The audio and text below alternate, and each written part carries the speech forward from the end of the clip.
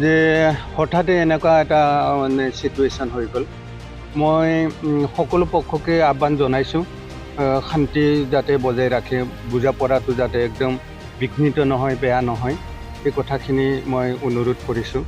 আৰু যিখিনি মানুহ হঠাতে এনেকুৱা মানে ইম'চনেল যাতে নহয়, মই সকলোকে আহ্বান জনাইছোঁ।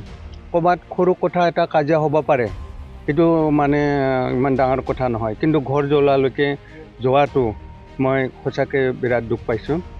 যি পক্ষই নহওক এনে কাম মানে কৰিব নোৱাৰে। বহু কষ্ট, বহু চেষ্টাৰ ফলত ঘৰ এটা হয়, পৰিয়াল এটা কিবা হয়। এতিয়া ইয়াত মানে জুই দিয়া এনেধৰণৰ পৰিস্থিতি হ'ব নালাগে। আৰু গোটেই BTCত আমি নিৰ্বাচনতো আহ্বান জনাইছোঁ।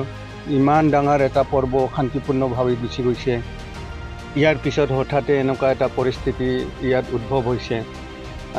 আমি শুনামতে আৰু ক'ৰবাত এনেকুৱা আমাৰ চৰক পূজাৰ এটা টিম মানে ডনেশ্যনৰ কাৰণে ঘূৰি ফুৰিছে, তাৰ লগত হঠাতে এটা কাজিয়াৰ সূত্ৰপাত হৈছে। তাৰপিছত মানে আহি মানে এই ঘৰ জ্বলোৱা এনেকুৱা পৰিস্থিতিলৈকে গৈছে। যিটো ল'ৰাই মানে এই ডনেশ্যন বিচৰা মানুহবিলাকৰ লগত ক্লেচিঙত